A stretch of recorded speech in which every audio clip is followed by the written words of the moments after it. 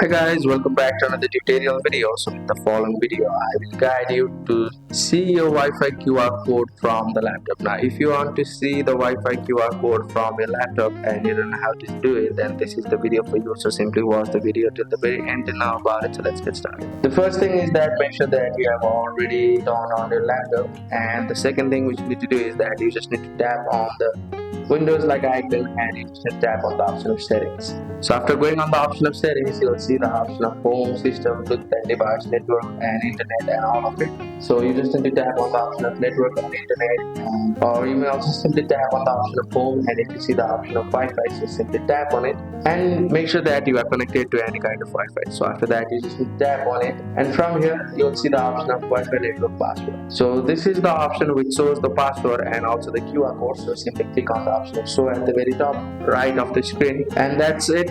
That's how you can generate the QR code of the Wi-Fi on laptop. Thank you for watching the video. Please don't forget to like the video and subscribe to our channel. Thank you.